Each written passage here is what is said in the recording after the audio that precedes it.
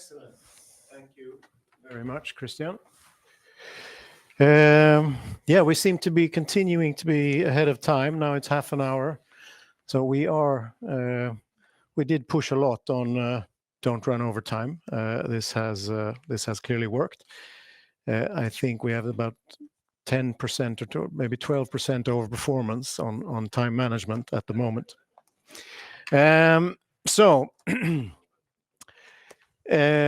Hopefully you will have had the chance to listen in now on what we do, what our philosophy is, what our strategy is, business models. We've tried to take you into the nitty-gritty of the WALs and the net money multiple and the IRRs and the ROE and so on.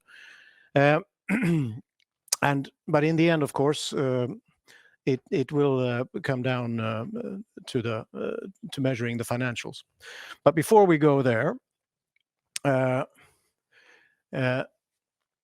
we want to become we are a leading asset manager of NPL portfolios today. We aim to become the leading in Europe, right? And so as we've called people, invited people to this session, etc., one of the comments has been, "Oh, we've missed the race." We are at the beginning of the journey still, right? This is, and it has been a journey.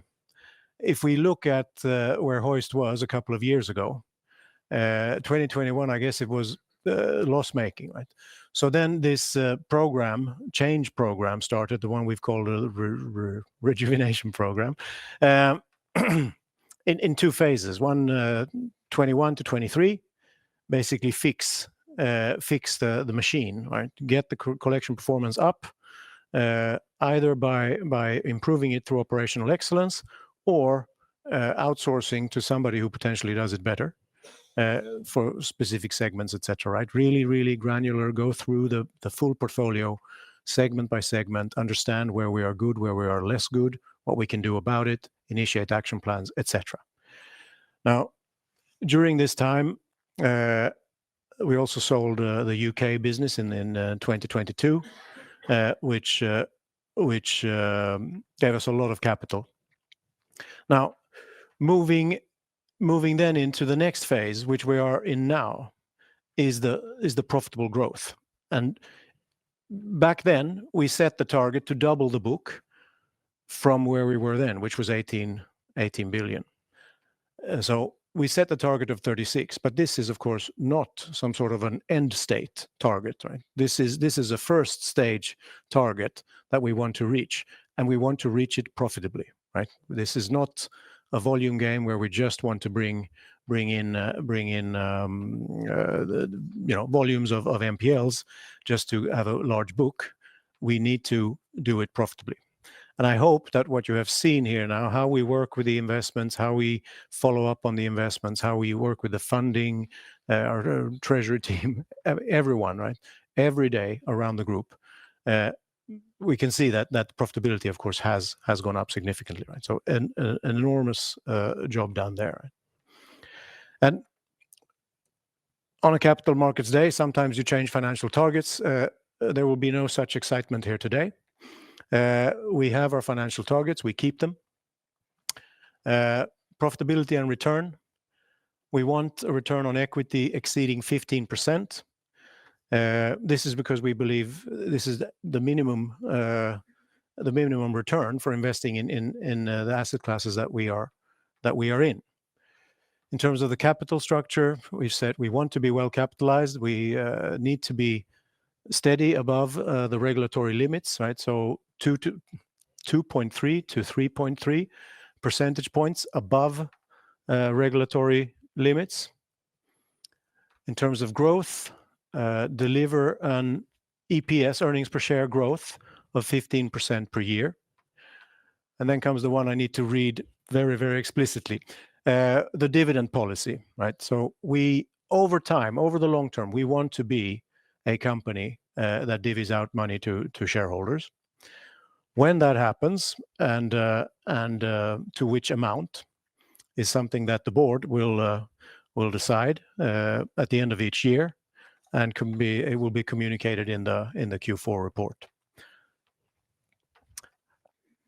How are we then doing? Well, I see we got the ticks, no question marks. That's good. That's very good. So on the return on equity, 15%. I think 2022, we had a 17% ROE.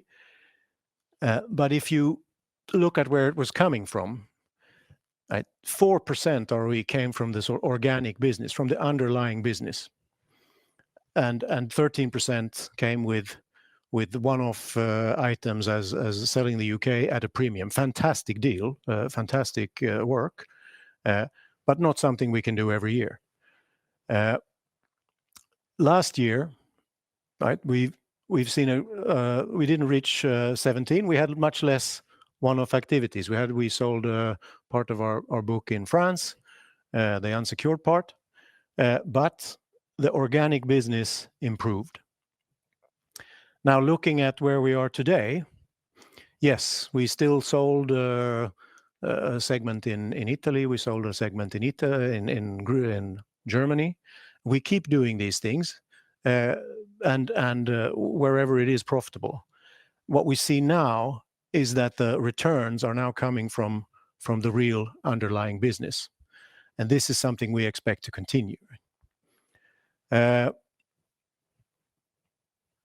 On the capitalization, it looks fairly steady, right? We're investing 7, 8, 9 billion per year, and our CET1 ratio is very much very steady.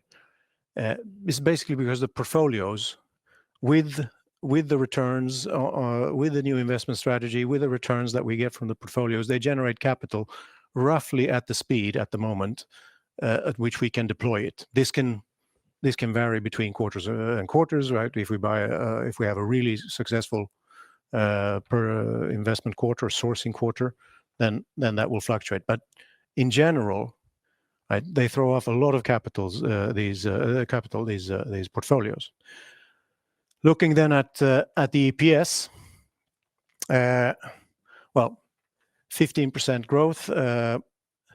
It should be very clear here that this 8.8 is not any guidance from the Hoist team here. This is projection based, and it's the average of the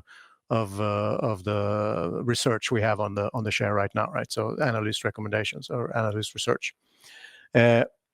But looking at where we are a half year here, right? So 5.3 SEK per share, which, should we reach the analyst projections, would correspond then to a 57% CAGR. So what was set in this strategic review, the way we are working with it, is reflecting also in the financial numbers. And the dividend policy, I should say, remains unchanged.